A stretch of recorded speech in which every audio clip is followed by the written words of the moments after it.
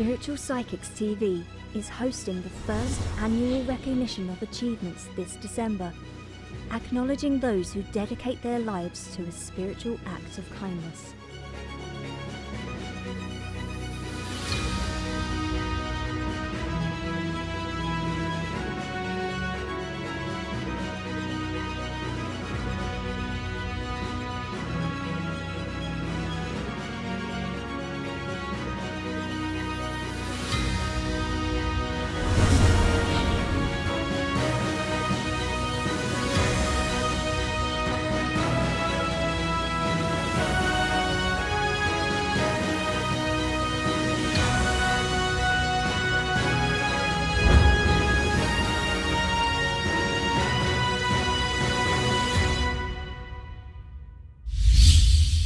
Spiritual Psychics TV, bringing spiritual people together.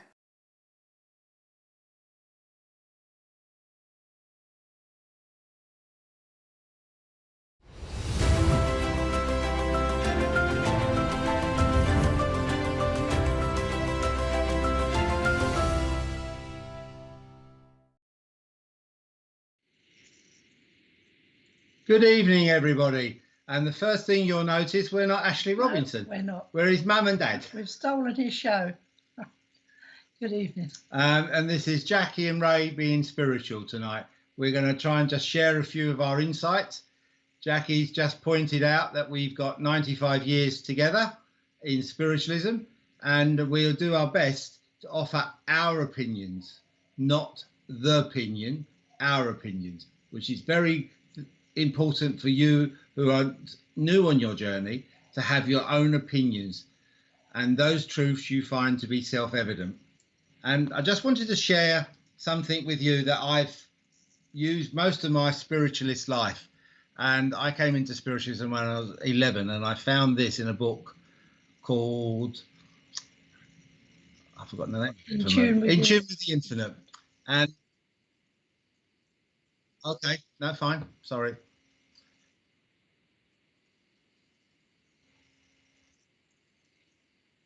No, agreed. We're going to say hello to a few names on screen. Terry Wall, good evening, Terry. Kimbo, good morning. Yes, good evening and welcome. Raven, Mystique, Eddie, good morning. Good evening. Hi, Terry, or Heather. You're saying hi to Terry, Mary and Kimbo, but good evening to you. And Benny saying good evening to all. Mary Dixie, good evening, Mary. I hope you're all right. And I think you might notice we're not Ashley.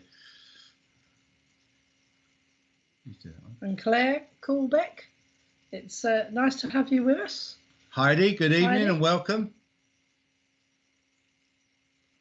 Christine Norberto, good evening. Julie Harcourt, good evening to you. Welcome. Karina Rose, good evening. And Sheila, good evening and welcome. Caroline Fenton, good evening and welcome. New Zealand. New Zealand. Great to see you. And Ned Ichua Lucasi, if I'm saying it. Good evening, Ned. Hello to you. Nicole, good evening and welcome. And Susan Ann Weatherall.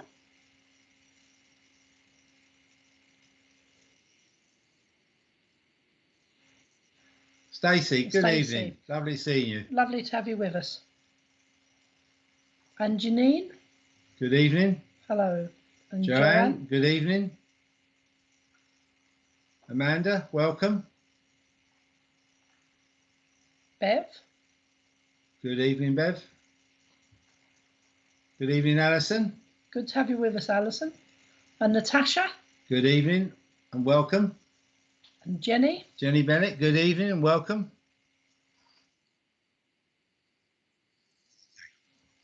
Nicola, how are you? Good evening and welcome.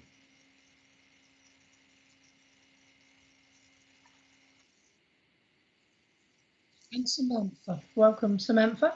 Good evening, Samantha, and welcome. Holly, good evening and welcome. Okay, Christine Davis. Christine. Christine, hello. Lovely to have welcome you with us, Christine. Okay. Well, friends, I came into spiritualism when I was 11 years old. And one of the first things I was asked was to try and find my own beliefs. And I pinched something from the American Constitution, as it were, where it says, these truths that I find to be self-evident. For me, they are my words, my opinions, which encourage me to move forward with spiritualism. And try to teach that to Ashley. I know over the years with my development classes with healing that I've read, is to impact upon the trainee that they have to be themselves and have their own truths. They can emulate me, Jackie, or any other tutor, but within reason, you have to be yourself. And this book, In Tune with the Infinite, is the preface of the book, but it's kept me going for a number of years. There is a golden thread that runs through every religion of the world. There is a golden thread that runs through the lives and teachings of all the prophets, seers and sages and the saviours of the world. We are a microcosm of what that thread and belief is. So we are bearers of truth. We must find a good and honest way to tie those threads and bring sad, downtrodden people to the path of enlightenment. We must try to bind us together. The world needs light and motivation to do good. Ralph Trine. Friends, I think it's very important within our spiritual beliefs that we find truth we find to be self-evident in our lives. Jackie and I don't always see eye to eye on everything, and that's how it should be. Ashley and I don't. Ivan Lee, who you've had in the show, I see things different to him and he sees things different to me. That's how it should be. But we need to develop a philosophy to live a spiritual life. Not necessarily as a working medium, a healer, but to try and be a good person. To try and have the light and becoming a light bearer. It's interesting how many people over the years have said to me, we need to do this, that and the other. But as Jesus said, if I am without love, I cannot do anything. So we have to have that love within our hearts and our minds. And we have to try and do good. Tread the path of right, to bring love, light and healing to the downtrodden, to those in need of healing, to comfort them of mind, body and spirit. Give them that knowledge.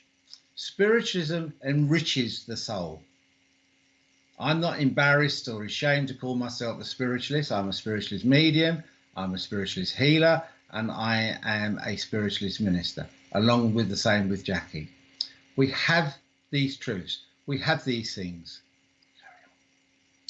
And, I just want to go on from there. As I say, we've been involved in running our Spiritualist church at Wimbledon for, my 5th decade, and certainly Ray's done 50 years and 20 years at Hackbridge.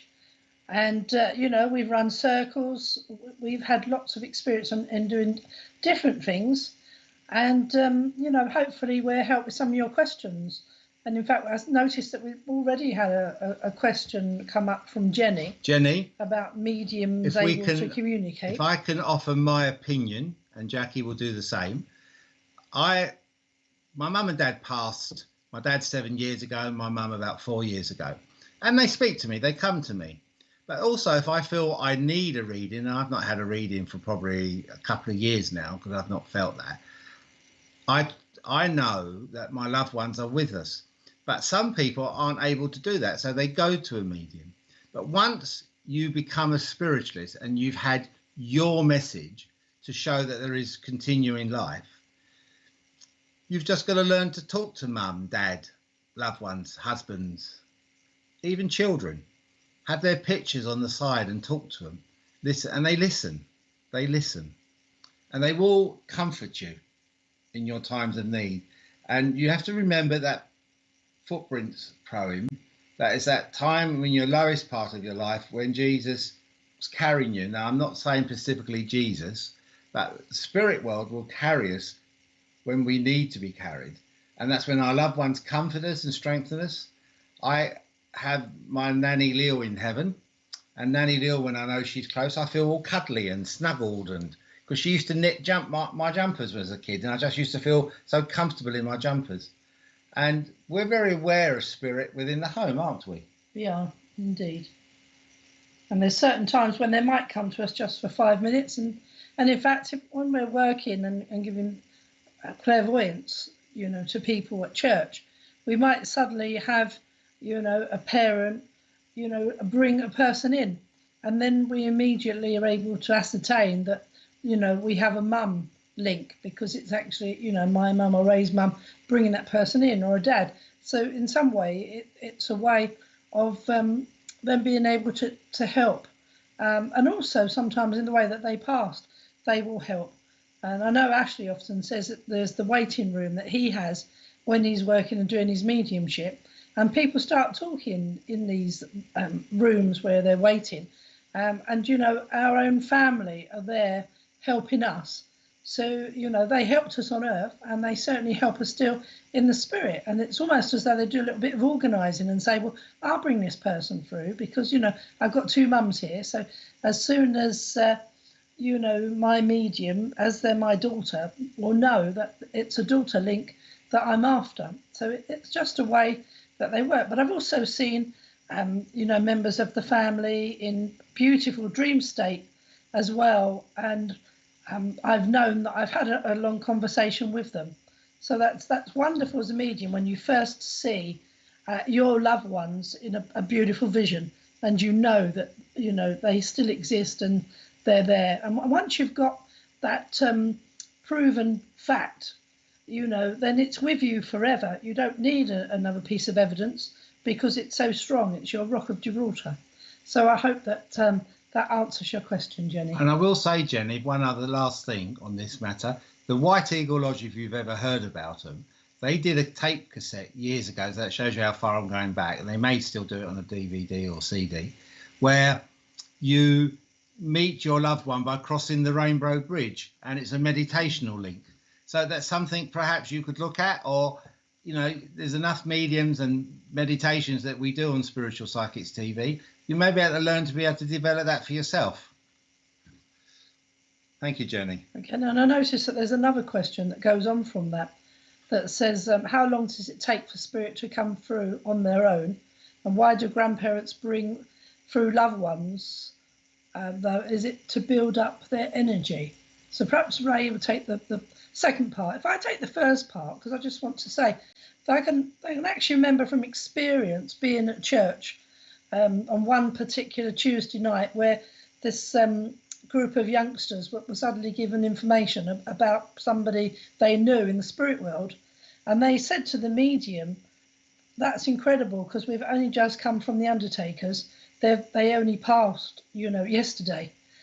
So there isn't, a certain time level. Sometimes it's the understanding of the individual that's passed. So therefore, the more spiritual knowledge you have before you go to spirit does make a difference. It also depends on the method of passing to spirit. If you go and it's a beautiful spiritual passing where you're all calm, you're drifting off to spirit, or you're passing in your sleep and you're met by loved ones in the spirit world, then you're very aware of what to expect and what's going to happen. But the fact is, if you've suddenly gone over as the result, that you've had a brain hemorrhage and there's been some confusion, or you've had dementia for a number of years, or you've gone over as in an event of an explosion or some tragedy, then there could be a great deal of confusion and a great need of some healing for the person that has gone into spirit very quickly, for them to understand that they're no longer alive on the physical world, but they've gone on, they've passed into the realms of the spirit world, and that from there, they're going to need a little bit of help. Just on the latter part of your question, I find for myself, and again, my opinion, that when my nans or my granddad Harry brings somebody through, especially I'm thinking of granddad Harry and Nanny Lil, when one of my uncles passed away, which Jackie and I were with at the time, they came and got him because, in a sense, it was the authoritative aspect of my nan and granddad. And it sounds a very silly. I had two very loving nans. I really did. And my granddad, Harry, was a great man as well, with a sense of humour. And Nanny Lil specifically, I will listen to in my own way. And if they say, I've got your nanny and describe Nanny Lil, I listen because nicely, very nicely, she's quite an authoritative person. And Nanny Rose, in a different way, very authoritative, very opinionated. But I think that's how they want to do this. And quite often than not, it could be somebody of their own generation, their own link. So I think that's why you get a lot of those links with grandparents. We hope that's answered your question, Jenny. So we have to understand within our spiritualism, or within the world you live in, there is so much going on at the time.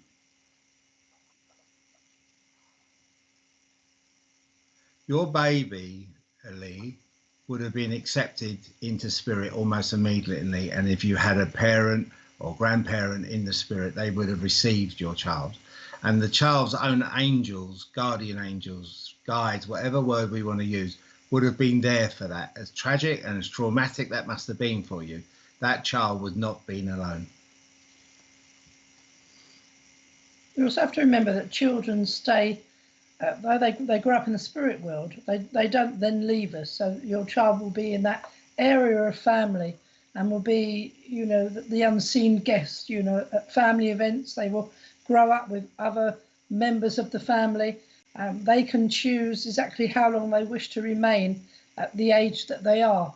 So whether or not they passed when they were, you know, literally just born, or if they even passed before they came to the physical world, you know, they can choose to actually, you know, have an amount of time in each part of growing up in childhood. They can spend 20 years, you know, as a little toddler if they want to. Quite often they then decide to perhaps grow older as siblings begin to grow older, that they're watching, and they're, you know, their unseen friend, you know, their play friend, when they're small enough, you know, that they're not telling you, you know, I've got a friend here in this room that you can't see, because they're playing and they're having fun. And children in the spirit, you know, bring us love and joy around, and they try to create that happiness and harmony around us. Jesus, the Master, taught, "Suffer little children to come unto me, forbid them not, for such is the kingdom of heaven." And they just enjoy it. And one of my first psychic experiences was I saw a man with loads of children, and I went to school the following day at about 6, telling everyone I saw God last night, because they had all these children around him. The children and the animal kingdom, they're all received into heaven without doubt or hesitation. I don't just say that.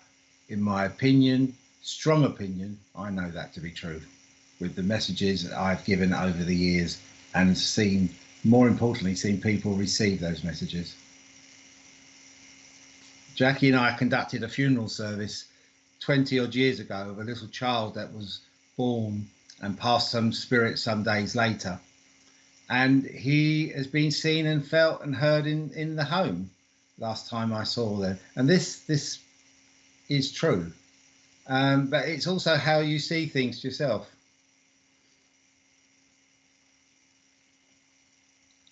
So it's very sad, Leah, that you've said he lost his dad at 7 months old. You know, unfortunately, life brings us sometimes, you know, a great deal of sorrow and sadness that we have to deal with. And, you know, that sense of things not being fair, and life isn't always fair. And we never know exactly how long we've got on this mortal realm. We just have to work through life, because life happens when you've made plans to do other things. And it's a bit, as Stacey said this week or last week, life is about what the curveballs bring to us, and how we actually learn from those experiences, some good, some bad, but it's about the reason why we're here on the earth, to live these life experiences. And sometimes when we have loss, you know, it's nothing to do with God saying, oh, well, you know, God's taken them away. It's nothing to do with that. It's just the fact sometimes as physical organic bodies, we don't always end up with the body that's going to take us through the life that we wish that we'd had and the length of stay on earth. We have physical problems, some take us over, and the soul decides that it can't remain in the physical body, and that is sad for us, but still part of our progress back to, going back home to the spirit world, but not easy for us that are here on earth, and especially if you don't have the spiritualist knowledge, but know that the love is eternal and their love will always surround you. Within the family, we have a little child guide that we call Marigold, and she's been with the family for over 40 years. And she likes playing around, and she talks about how she plays with the boys, our two grandsons, Ashley's two children, and I have no doubt it'll be the same with baby Jack, our newest grandchild. They live on, and more importantly, they live within our heart and our soul. That's immortal. And you will tell people, and their life will continually grow. Thank you, Lee. Hope that helps. And hopefully you'll find that there are quite a few books out there that might give you some of the answers you're looking for.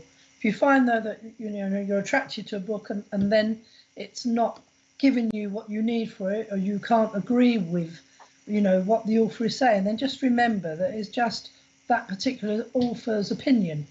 But there are books on children in the spirit world, and Sylvia Barbanel was writing books about when a child dies way back in the 1940s.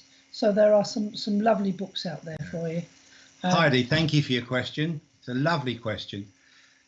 When you first develop and sit in a circle and learn, you start interpreting the symbols. Now, Jackie will go into colour because Jackie's a bit more of an expert on colour than myself.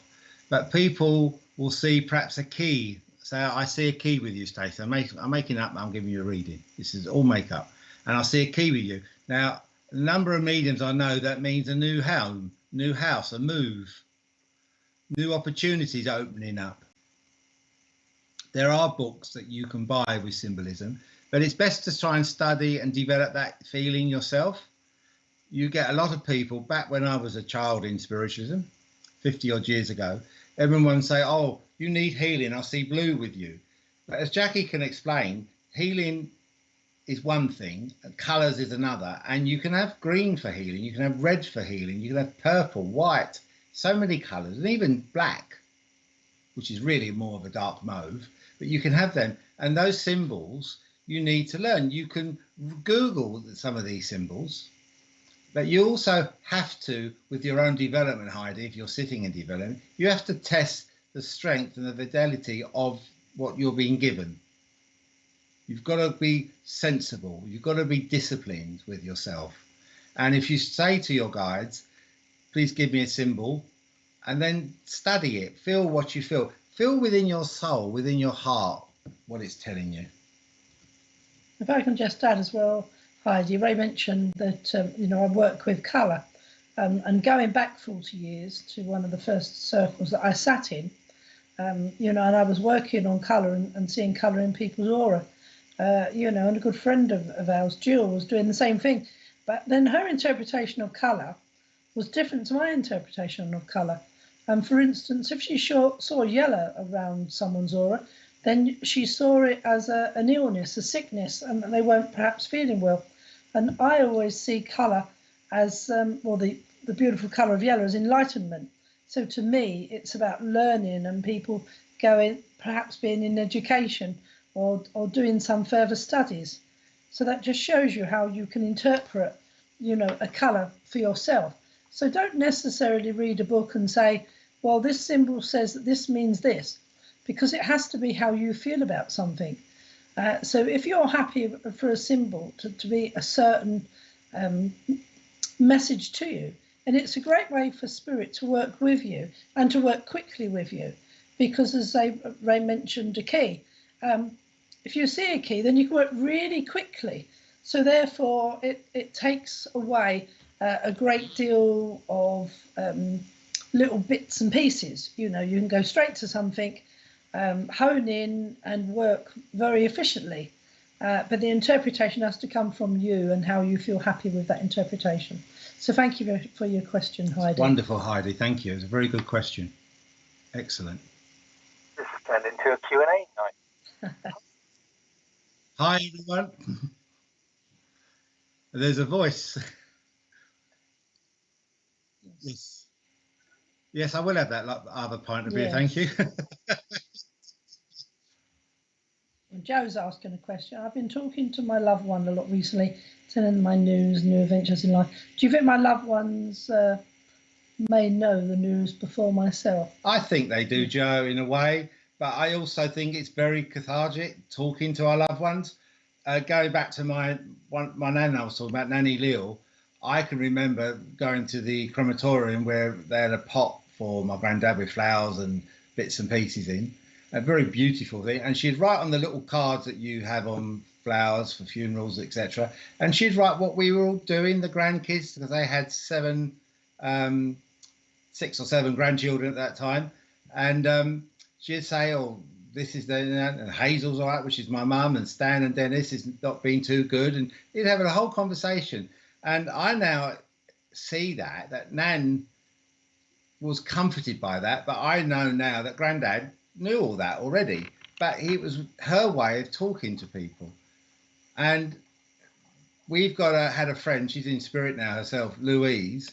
And when she felt she needed a closer contact with her loved one, which was her husband at that time, she'd sometimes wear his old cricket jumper and snuggle it round her, or wear it, or put the arms round her like she was having a cuddle. And she found that comforting, and she'd talk to him. Some people I know, don't they, Jack, talk to pictures of loved ones. It's a lovely way of being able to focus on the photograph and the memory, and hearing the answer that that will come back, as though they are around you and they're doing their best for you to feel their energy and feel the love that they would have with that conversation that you're having with them. When my mum was with us on the earth, if I was in trouble, done something, or needed to do something, or needed to listen to what she's saying, she always called me by my first name, Raymond. Or if she really wanted my attention, it was Raymond Robinson. And if I was really, really in trouble, it was Raymond Leonard Robinson. Come here. And it was their way of doing that. And it's a good idea to write down and put these loved ones. And we have to not only accept, but know within our soul that there is no death. But that doesn't take away the sadness we have in our heart and the loneliness we have in our heart, because that's very real. And it's always great for spiritualists to say to somebody who's not spiritual, oh, your loved one's in heaven. That's fine. But you have to own that in a way, in time. And when I conduct funeral service, Jackie and I often say how much time is a great healer. And you come to your own time, because each grief, each bereavement, each passing is individual to that person, that family. And I know my dad passed, it'll be 7 years this November. And someone said to me, how are you with your dad's passing? And so I know where he is. For the first time in my 50 odd years of life, I know where he is 24/7 and 365 days of the year, because my dad went out a lot. And that's me being jokey, but I also knew Dad was well in heaven. When Dad passed, he had an easy passing in a way, but he had 4 cancers. He'd not long broken his hip and his leg. The veins in his legs were packing out. 1 had been repaired and 1 was to be repaired. And he wouldn't have liked living much longer because he was developing a form of dementia. So you have to sometimes not be cheerful, but you have to think pragmatic and sensible. This is where they're going. They're in heaven, and then they will return. One day I shall return. Until then, there must be no tears, no crying, no regrets. Just go forward with all your beliefs and prove to me I was not mistaken in mine. That's how we should try and look at things when we can, not immediately. And again, my opinion. Thank you, Joe. Good question. Now, Rachel has another question. Rachel, hello, how are you? Hatbridge is going to reopen quite soon. It's going to be totally different, Rachel. We were open 2 Thursdays ago. Yes. With an evening of clairvoyance with Ivan and Ashley. And we are hoping to reopen soon, but we're probably not going to open on a Sunday at the moment due to other commitments. But we are opening soon. Just watch the Hatbridge update on the Hatbridge Facebook page. We will keep you posted. And we say that there's such a lovely wealth of different events that are put on, by Spiritual Psychics TV.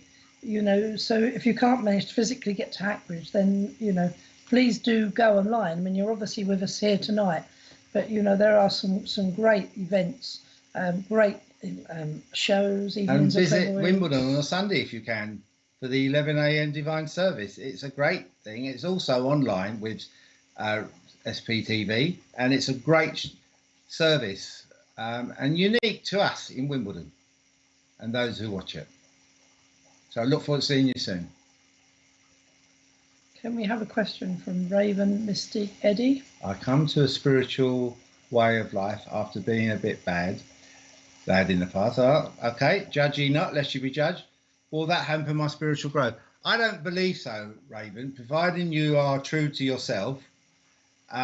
People I've known from my youth and my time, and one of the lessons my dad taught me when I was first trying to develop as a spiritual person, and certainly developing my spirituality and gifts of the spirit, is to just not judge others. And if you are, I have to use this word very carefully, repentant within your own heart, and you're comfortable what you did is one day it will come to your life and you'll see maybe what you've done or what you hurt. And there's so many different ways of upsetting. There's doing this, and there's a Native American saying is you don't judge someone until you've walked in their shoes. And by becoming a spiritual person and trying to walk a spiritual life and work with the spirit, you will look and feel better within you. And again, to quote Jesus, the teacher, he who's without sin cast the first stone. So yes, I believe you can. It will not hamper your spiritual growth. It will help you to grow. It's a bit about balance in the life, isn't it? To try and do as much good as you can when you walk this life.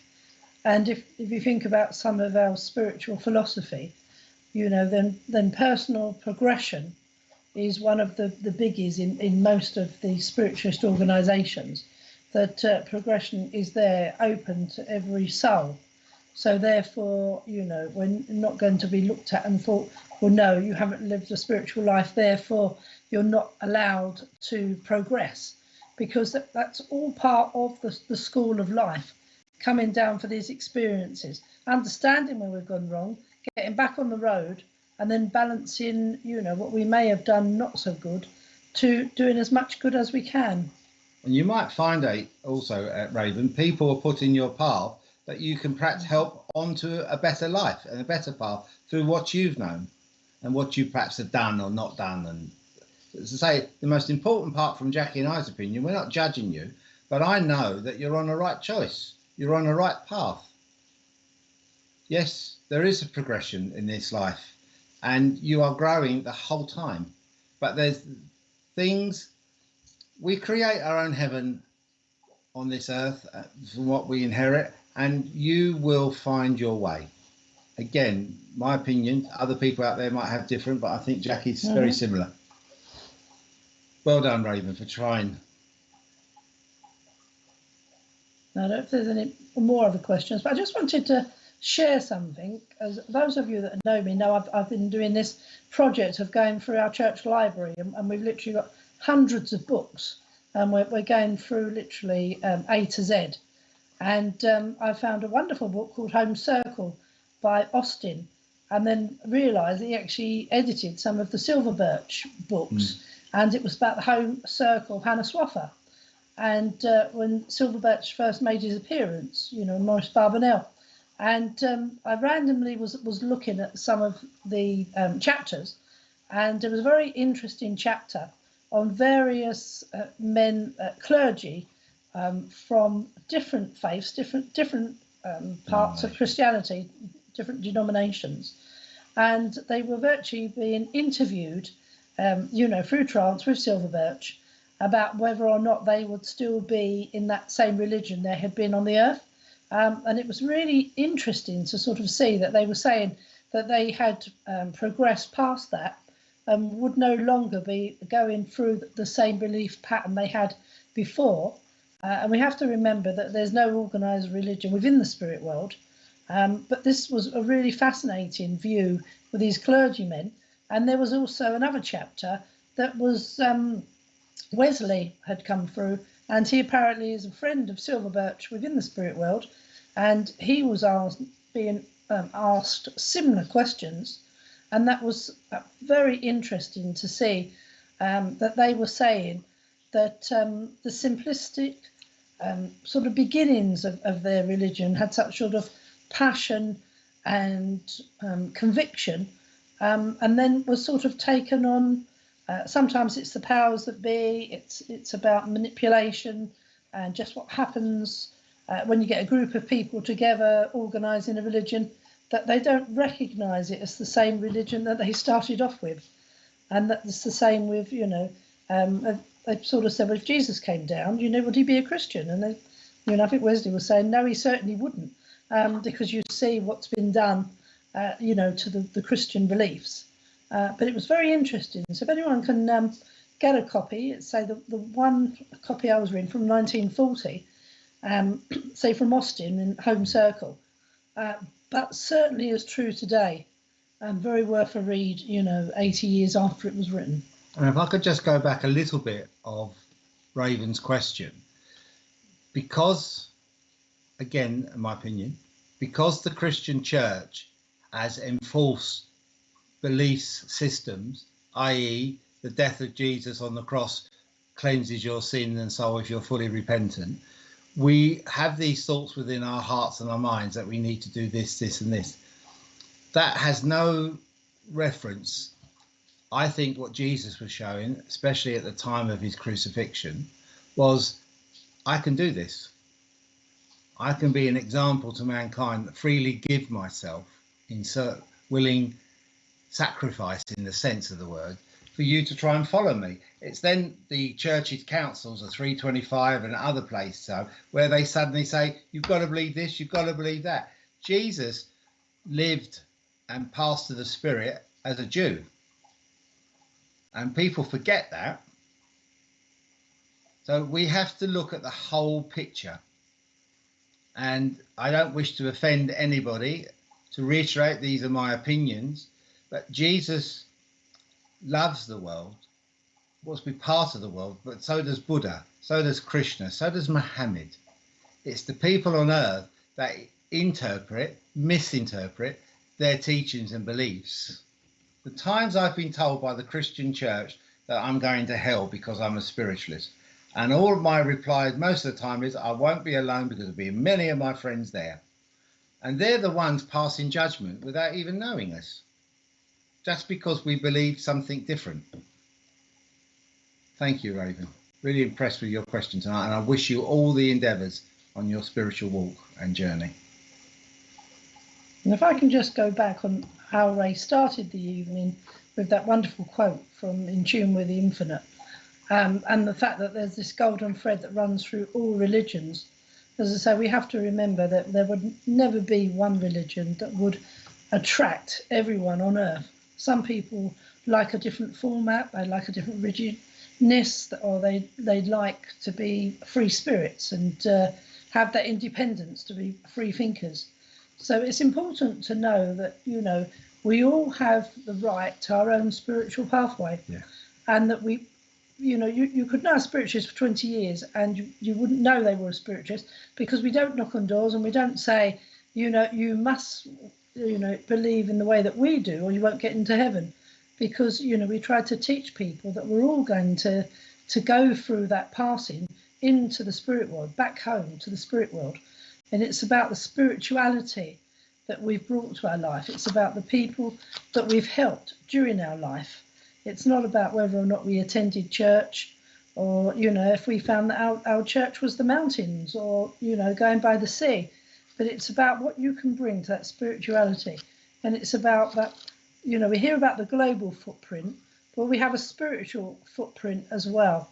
And it's about, if we can truly look back on our life, even if we've not started off with the best intentions or we've gone down wrong roads, then I often see life as a snakes and ladders board.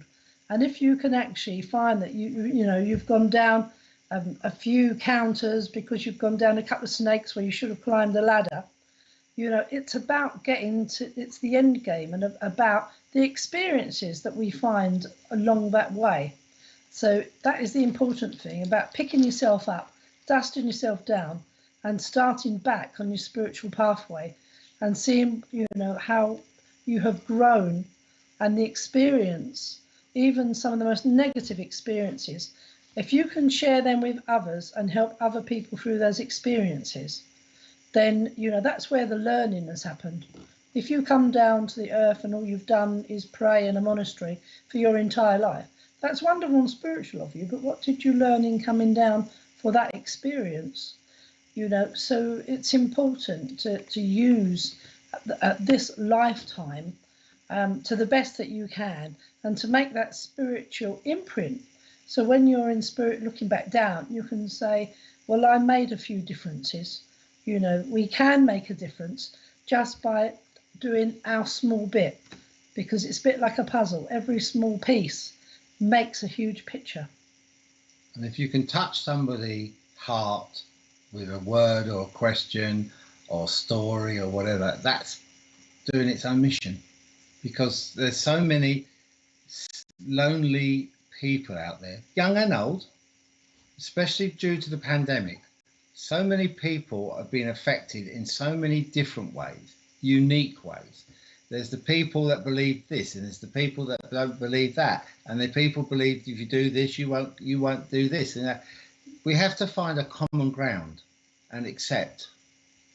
And there's a lot of things that have gone on in our lives in the last pandemic year and a bit longer. And I just think, okay, that's your view, fine. I don't accept it, I don't agree with it, but it's your view. And we have to find this ground where we can stand on and accept where we're going with this. And we were with a man on Wednesday, weren't we, at Wimbledon, a guy called Bruce, wonderful man. And you always feel when he's talking, you're actually at the feet of a master, because he hardly ever says a bad word about anyone. If he does have to say something negative, it's normally in a joke or a quick, gentle critique. But he tries to point out, if I suddenly said, oh, I know this Jackie Robinson, she's this, that and the other, he would then say, but do you know Jackie? Do you know Jackie's life? Do you understand where she's come from? Do you understand that she's married to a man called Ray, who's a horrible, miserable so-and-so? So, and you have to look at that whole thing. And within spiritualism, we have to do the same. And one of the difficulties within spiritualism, our wonderful, wonderful spiritualism, it's so conflicted and diverse, which is sometimes a good thing and sometimes it's not. You get people that have an argument, disagreement, they then leave the church and go and form another church because they find this to be true. And again, my opinion, and I think sometimes we just need to let the peace and the love of the Spirit feel itself and manifest itself in these places. And you go to some churches, I know when Jackie and I were serving churches 20 odd years ago, you suddenly go there and move a chair, oh, you can't sit there. That's Mabel's chair. Oh, I'll get up with Mabel, get here. Oh no, Mabel's been passed for 10 years, but we decided to make that Mabel's chair. And you have to think, really? But that's that church community. So you don't critique that church because it works for that community. I have to say my own father liked people sitting where he wanted them to sit and not necessarily where they wanted to sit. He was quite emphatic about that sometimes. And he liked to talk to the medium afterwards, where the mediums were beginning to say to Jackie and I, I'd like to sit out with everyone. When I say everyone, it makes it sound like there's hundreds of people, but they wanted to share. And they didn't want to sit just drinking a cup of coffee in a small room. So you have to find that balance with each person, because you do and will get a medium suddenly say, could you give me 5 minutes afterwards just with a cup of tea and chill and everything? Yeah, you do that. But sometimes you can chill as a working medium just by talking to the others. Do we have any more questions? been really good tonight to fill in for Ashley. Ashley tonight, I should have said earlier, is actually at a social gathering with his family. He, as you've heard Ashley say, he plays rugby, and Ethan recently took it up, and there's been a bit of a social. So you need to wish him well tonight, because he asked if we could do it, and well, tell a lie, I offered to do it, and he said, "Will, would you really want to?" And we've enjoyed it so far. Can you advise me how to develop more as a spiritualist? Well, Claire, you need to find a good spiritualist church, a good circle leader, and study spiritualism where you can, and be aware of the eternal politics sometimes within some spiritualist communities. But you need to find a good spiritualist church, and I'm pretty convinced with our list that we have with Spiritual Psychics TV, we should be able to help you and find you something. But reading teaching books, I find, will help you. There are organisations, the two major organisations, the lead body is Spiritualist National Union, they have books on spiritualism, and so does the Greater World Christian Spiritualist Association. But the organisation both Jackie and I belong to, we basically allow you to find your church, find a mentor, teacher, circle leader, whatever phrase we want to use, and develop from that, and then develop your own truths that you find to be self-evident. I hope that helps, Claire. It also depends what you want to do. If you're thinking of developing as a healer or a medium, then that's different again. But really, it's about knowledge. There are many leaflets that are and books that are free to download, and that you can look through on the various YouTubes and other sites. So have a look, and if you don't agree with an author, then go on to another book. If you find things are highfalutin and complicated and they're not for you, then find another author, because there are just hundreds of different books on the subject of spiritualism and mediumship. On mediumship, how to develop, how to be aware of your own spiritual self. So therefore, it's wonderful. It will take you a lifetime to develop your knowledge of spiritualism, and have fun while you do as well, because that's important. It's about what feels right for you, and it's about having a positive attitude, because attitude is important as well. Because sometimes, when the universe throws everything at us, that's the times when we need our knowledge of spiritualism the most, because that's where our strength is, that we know that there's actually a reason, a purpose for us being on this life journey, and that as spiritualists, we're not obsessed with death, but we understand there's a life purpose for what we're going through on this earth at this moment. So therefore, once you know that, then you know that you're guided. And it's a bit like going on a trek and needing a mentor, needing an advisor to help you find the pitfalls and help you climb the mountains, and keeping your road ahead clear. So good luck on your journey of developing your knowledge. And if you can't find a church, find a centre, because there's centres around as well as churches. Okay. We have a list, I believe, Richard, which may be able to help you with that on our website. Yeah. So try and do that, Claire. And do we have any more questions? Oh, you got those. Have we? No, okay. Keep us going then. You may as well use, while the questions are coming up, our Ashley spoke to us some years ago, prior to the pandemic, talking about getting TV screens in, a system that we could virtually connect with people. And I sort of said, yeah, all right. And it's cost a couple of pennies, and that's not the issue. And I didn't think how much it's interesting how the internet, virtual services, has changed the outlook to spiritualism. There's a load of mediums Jackie and I know will, no, not doing it. No, I need to speak to the physical person.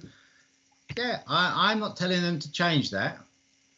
But you also have to, we as a progressive spiritualist church at Wimbledon and Hatbridge, we have to look, well, maybe things are changing the way we do this. And some of it is, I don't know if I'm comfortable with online circles, to be honest. But that's me. Again, my opinion. I'm not saying don't. I'm just saying me. Because you don't know who's going to be on. Because one of the great things of finding a good class and a good circle, you're sitting with a good circle leader. He or she will help you be disciplined with your development.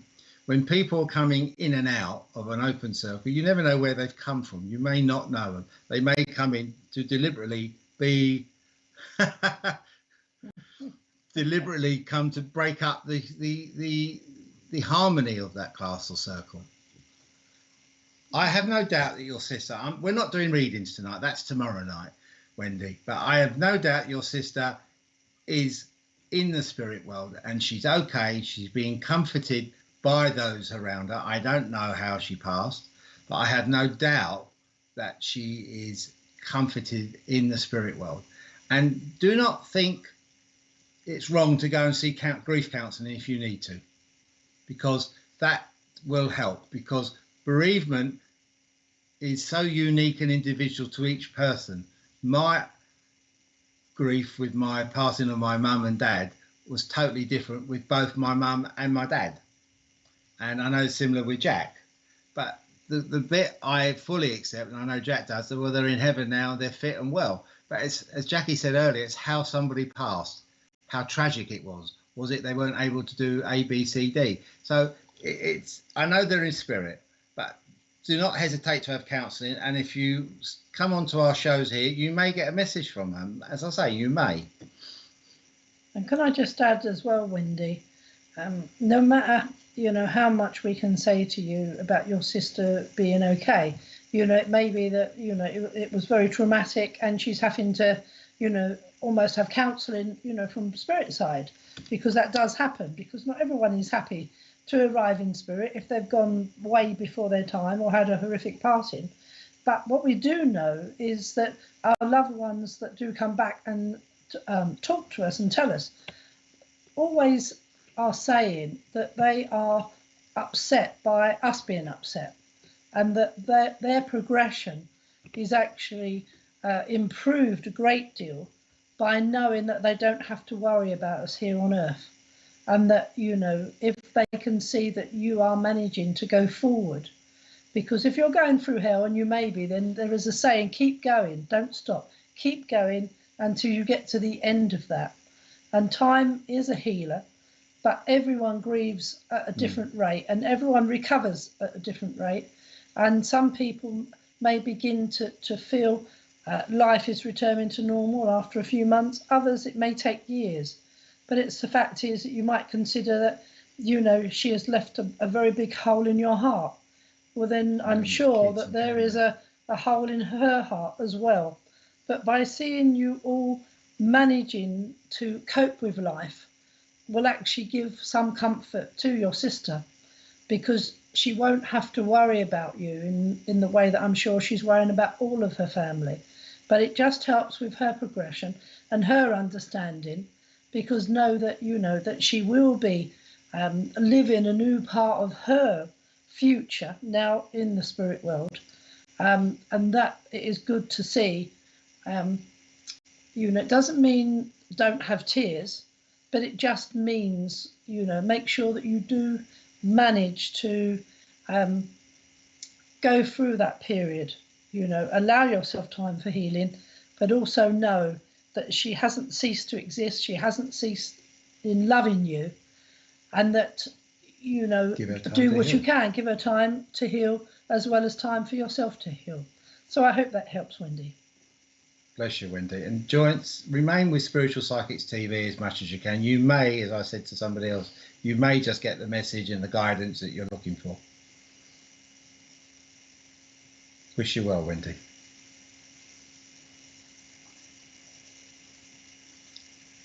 My opinion,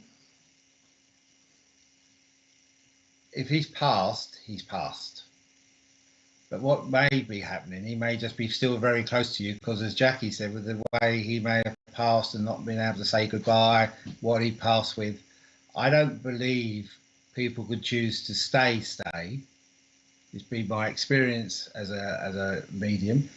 They do just sometimes remain with you, and I don't know how long your husband's been in the spirit, but it takes time. I don't believe people can just attach themselves, but because they're new to their passing, they're still part of that. They're etheric, their spiritual body. It's all part of within the home environment. Your love, your tears, your sadness. He will still want to comfort you. He will still want to be with you, but it takes time. That is why sometimes it's good when you have a good funeral service, and that's, it sounds a very strange thing to say. You've got to find that time to grieve and gather together as family if you're able to, and comfort each other. And if you're part of a family, Nikki, comfort each other with that.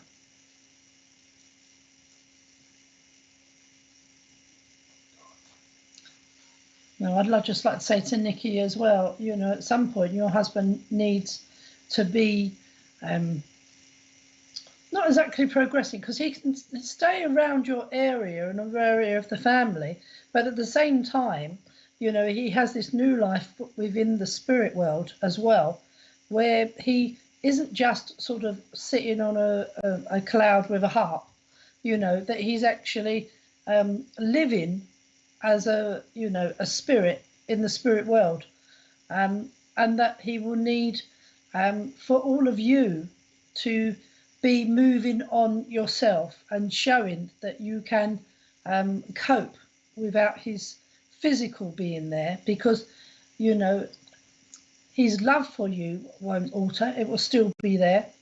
He will always perhaps be quite close to you, but, you know, that he's not earthbound. You know, he won't be sort of Locked or lost. That he will be progressing and understanding, and, you know, he will then be able to guide you and help you in your progression of your life experience. And if you have children, Nikki, you'll be attached to them as well, because their own hurt and heartache. And it does take each person uniquely to find time to grieve.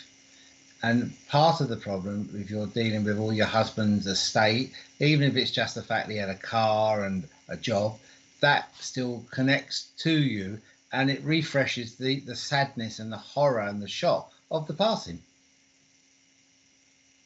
Hope that helps, Nikki. Blessed be.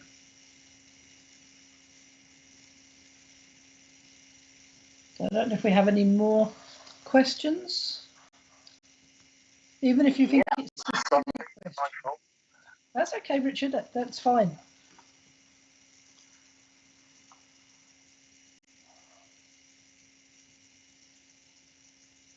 Okay, I'd like to be able to answer this one for Rowena. I'm sorry that your mum has passed from dementia. My mum had dementia for the last 4 years of her life, and certainly the last year of it, I don't know that I had any conversation with her at all.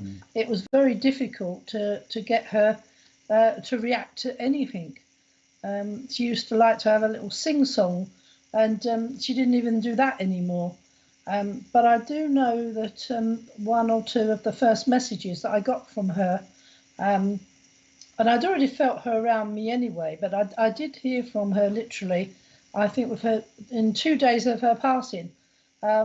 And certainly one of the things that she said was that she hadn't realised quite a few things, and that it had all been explained to her since being up there in spirit, and that she was sorry that she hadn't been around for me to talk to her. So don't be so sorry on yourself that you wasn't there for her that night she passed, because she wouldn't have passed alone. You know, I know with my mum, her sister was there, her parents were there to come and get her. So it would have been, you know, them saying, look, we've seen, you know, you're struggling, we need to take you home, back to heaven.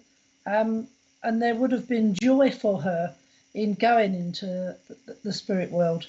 And I know with my mum, it was though really she was locked in her dementia.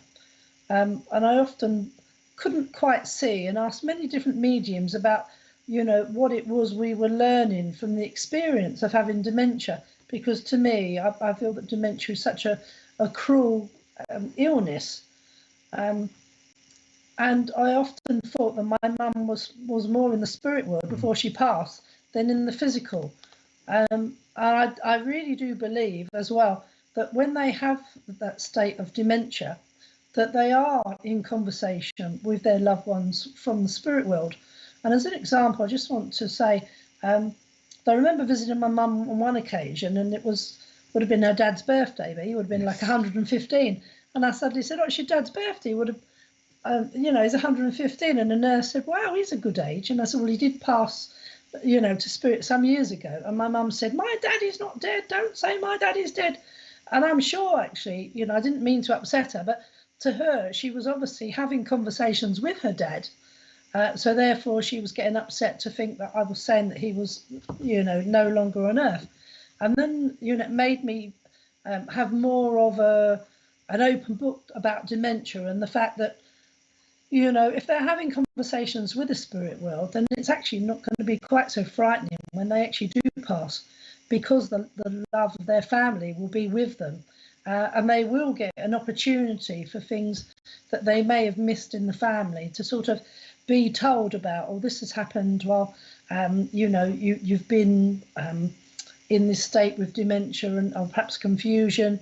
And it's all explained to them. And I had some really lovely messages about how my mum could see different things and how she was sorry that, she hadn't been able to speak to me. So, I would say that don't be sorry, because your mum would be sorry that you're sorry. And your mum would say, speak to me now, get a photograph of me, speak to me now, have a conversation with me now, because now I can understand everything that you want to say to me, and that she loves you, and that, she will communicate with you, and that you will feel her around. So I hope that helps you, Rowena. Jackie's dad, Rowena, he didn't have dementia, but he had a severe delirium, and we were visiting him a day or so before he passed. And he suddenly said to Jackie, "Where's Ray gone?" And she said, "He's there, Dad. Brought me to the bed." He went, "No, not that Ray. Ray from the Region," which is one of the pubs that used to. And there was two Rays from the Region. And he said, "Oh, they've been coming to see me every day and chatting away." And the best we knew, both the Rays had passed to the spirit. So he was quite happy with all that. And Jackie's mum, when she passed, Jackie was actually in France helping somebody on a healing visit to Lourdes. And my 2-year-old grandson at the time woke up. We were going up to say goodbye to June, my mother-in-law. And Ethan suddenly sat there and said, "What are we going to see Nanny for? She's over there on the grass." And he said, "She's sitting there with another lady and they're doing this."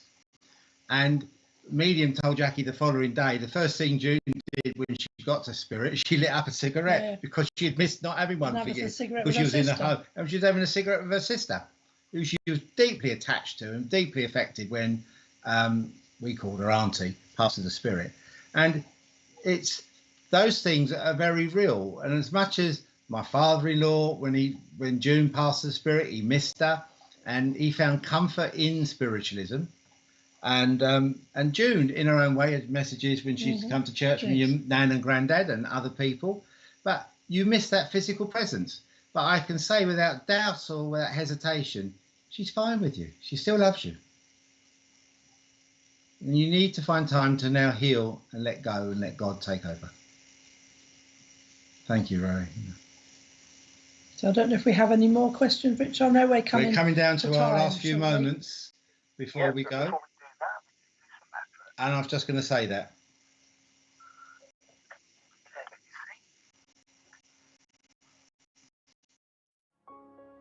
You're watching Being Spiritual with Ashley Robinson. The show will continue after these short announcements.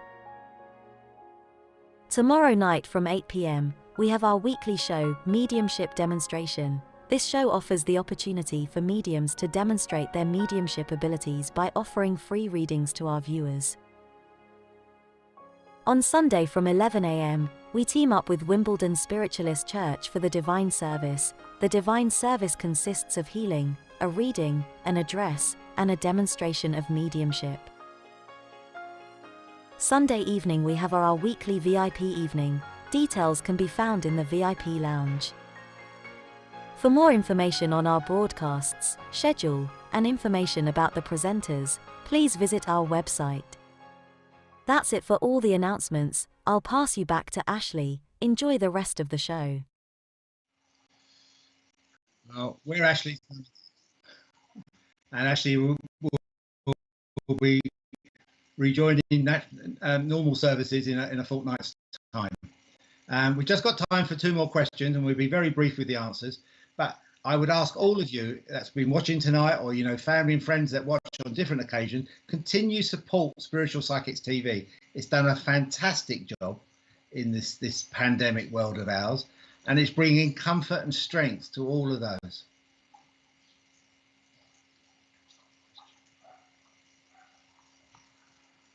Well, you test the strength of the messages that you're receiving, and you have to be very careful. In the Gospel of St. John, it says that you need to test the spirit, so you test them.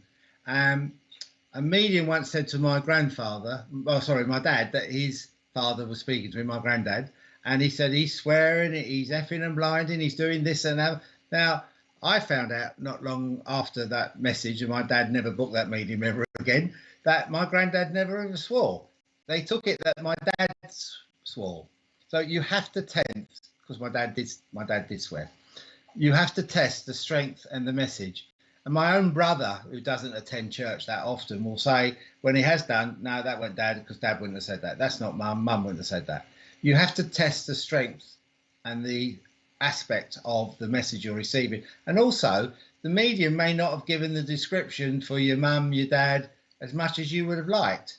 And there is always alpha omega, light and dark, yin and yang in this world. It's finding it and doing it. And it's finding, if you're sitting with a one-to-one, or if you're in a church service, you'll just know if it's good or bad. And also, I will tell you, if you think you've had a bad message, just dismiss it and move on. Easier said than done, I know, but just dismiss it and move on.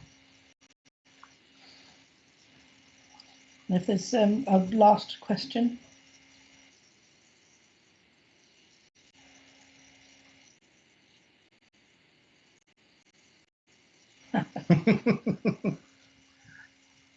Well, I've never known a bad spirit, very few. Yeah. Yes.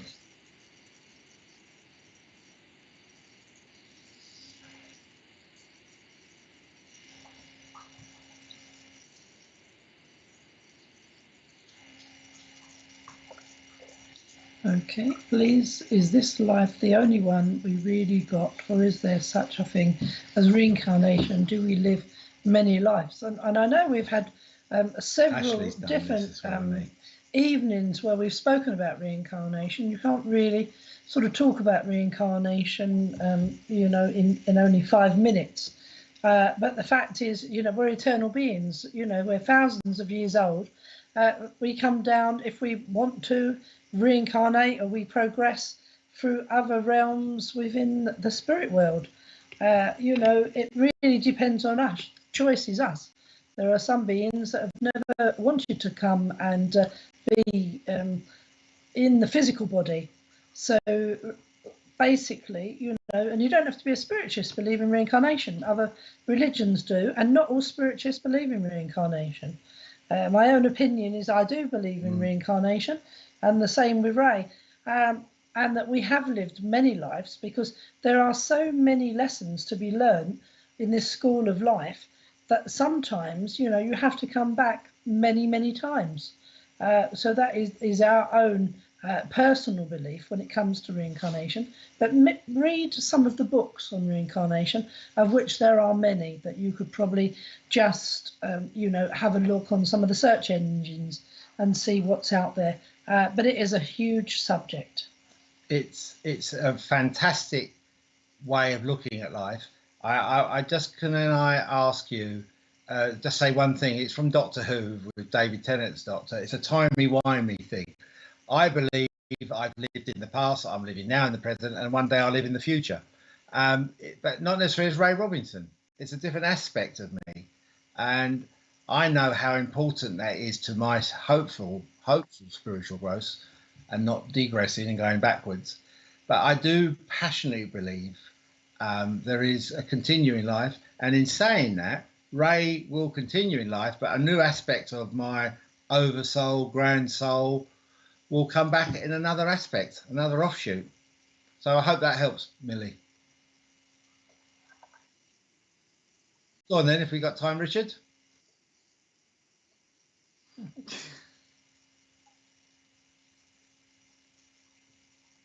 Do I have a spirit animal guide? Well, only you can answer that, Carol. I know for the fact that my daughter's house here, I've seen her two dogs that passed some years ago now, 8 or 9 years ago. And I know my dad used to see his dog that passed. And I do believe, without hesitation, that animals do go to live in the spirit world or heaven, whatever word we want to use. And they do come back and come. I can hear my dad's dog, Brandy, in church. I don't hear Brandy, I hear his dog chain that he used to walk around with. And he'd walk around, make himself comfortable in church.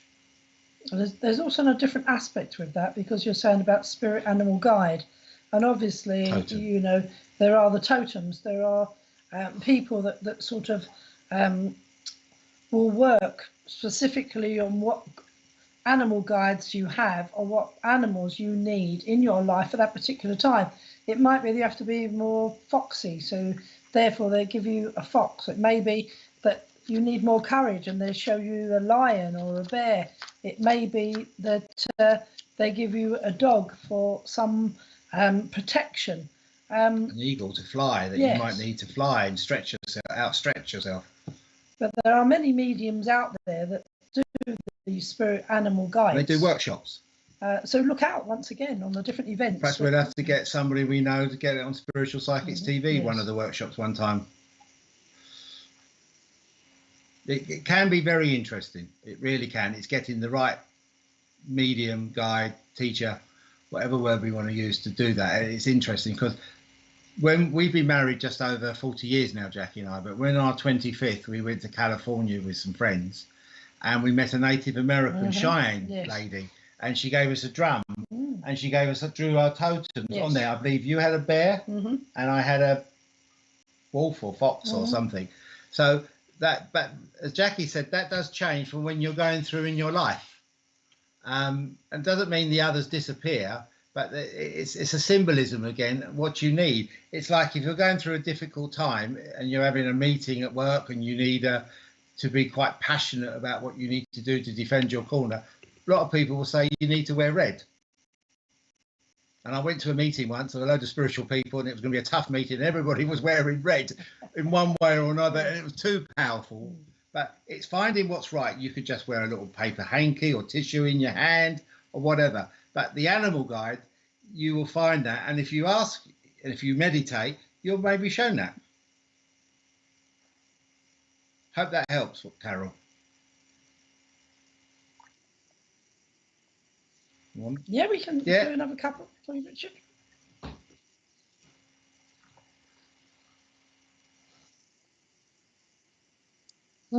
Okay. Well, Siobhan, I would like to say, where do you go if you don't believe in heaven? Well, you still go there, you just get more of a shock.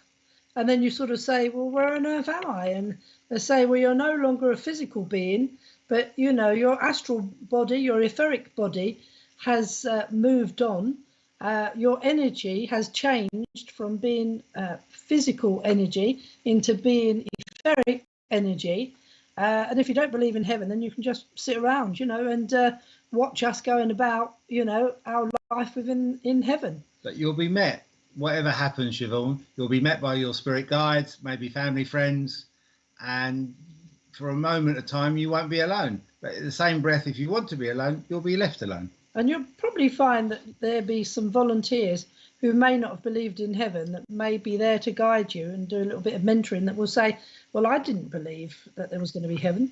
After all, there are some faiths that believe, you know, that they're supposed to be in their coffin until their day of judgment. They get a little bit of shock. Jackie and I did a house clearance deliverance work with a man who had passed away late Victorian times, I think it was. And his rectory, vicarage, whatever, was being turned into flats or whatever, and he didn't like it.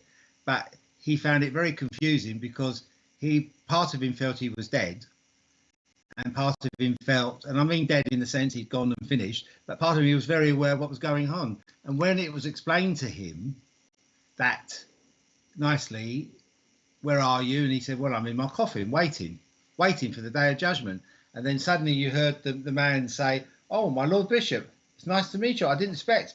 Sorry, I am dead.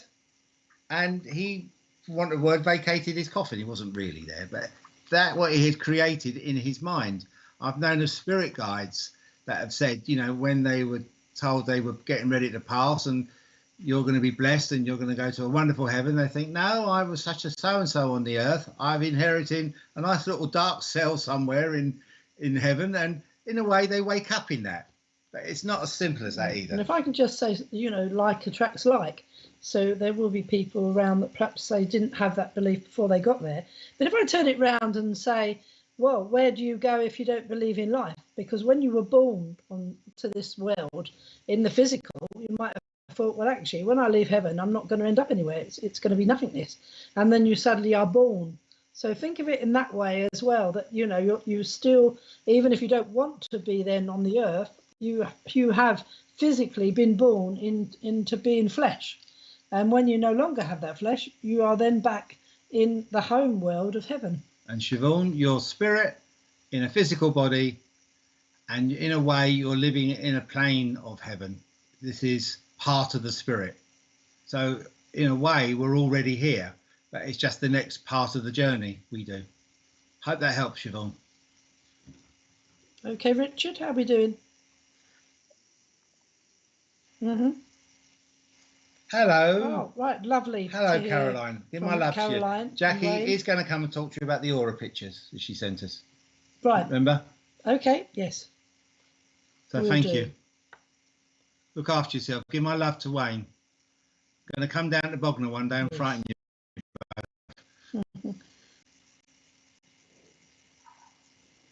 Okay, well, Ruby's asking about sharing the routine for making your connections to spirit when you're getting ready to channel.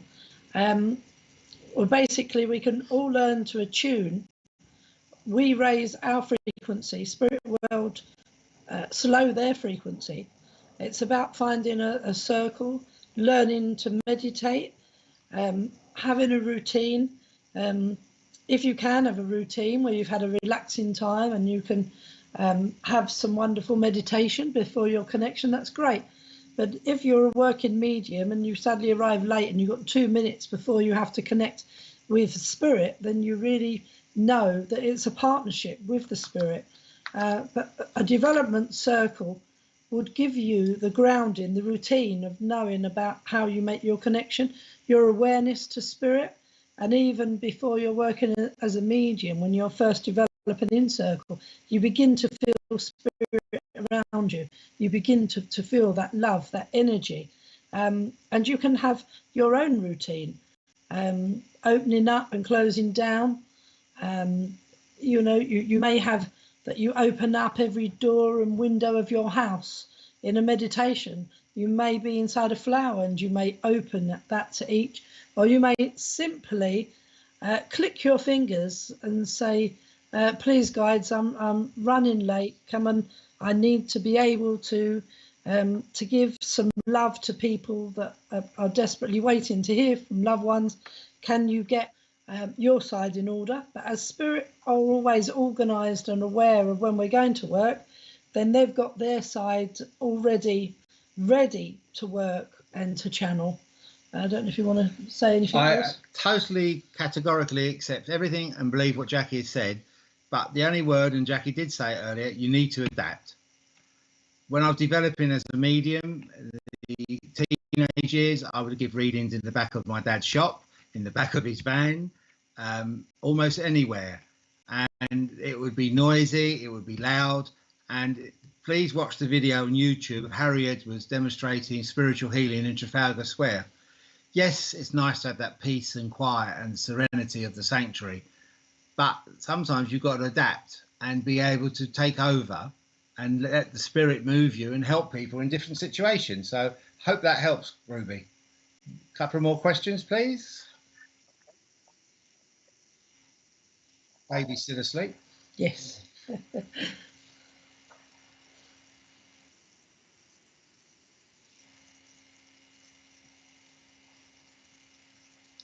Well, as I said earlier, Nicola, it's testing the strength of the spirit. Now, if I can tell a short story, very short, because I can waffle, and Jackie will nod me, but there was a man once who phoned me. He's told me he's received a message that two people are trapped in a pothole in situation up north of England. And he asked what you should do. I said, well, you need to test how true that is, because like on Earth, you get people that are jokers, and you need to test the strength of that. And he ended up jumping in his car, driving all night to Cumbria, where he went to this pothole, and that part of the story was all correct. And he went into the pub, and the two people he was looking for were standing at the bar drinking and hadn't been.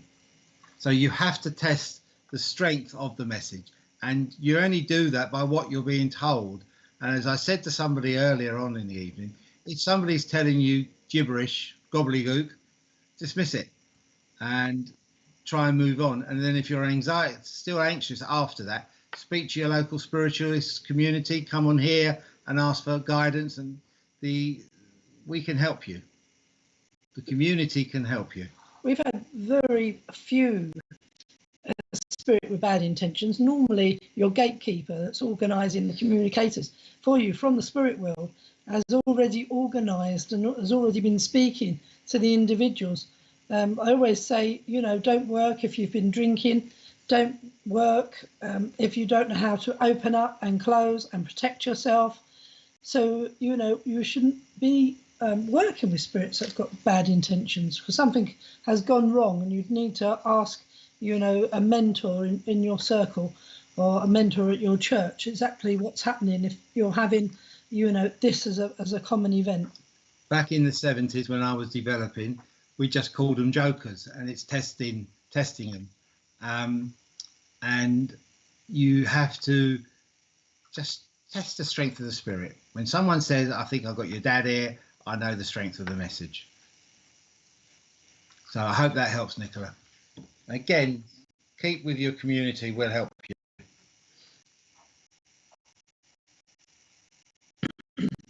Okay, Richard, are we at the end? Is there another one you want to put? Okay. Okay, from Myra. I believe my sisters are like angels here to protect me. Do you think they can do that?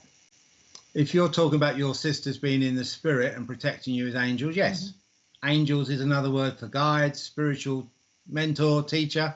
And I do believe family do become mentors and helpers. My Ashley talks about Bob Brunton, who's one of his guides. And Bob Brunton he knew on Earth. And Jill Hay, who he knew on Earth, who was one of his circle leaders, along with Christine Woodham and Mary Dixie. So you have to accept that's fine. Why wouldn't they want to? And why wouldn't they want to protect you if they used to protect you on Earth? And it would be work for them to progress. I mean, I don't want to put my brother in the spirit world, but if he was in the spirit, he would be a guide, an angel to protect me, because he's younger than me, but he's always tried to protect me. But thank you for your question, Myra. And I think we've now come to the end of our session tonight. Thank you for being interactive by asking all these questions for us. Please support Spiritual Psychics TV. It's a wonderful expression of spiritual love and being, and be part of it. Enjoy their meetings, enjoy their workshops, and the brunch on a Monday, and Matt and Kirsty on a Monday, and especially being biased, our Sunday service at Wimbledon. Please join Spiritual Psychics TV. We're doing a great job for the spiritual movement. And in your own life and your own passion, believe in the power and the manifestation of spirit, and believe within yourself you can make a difference in this world. So I would charge you to leave this place tonight, your homes, your virtual world, and go out to the world tomorrow and try and do good. God be with you. God be with you all, seen and unseen. Bye-bye. Good night.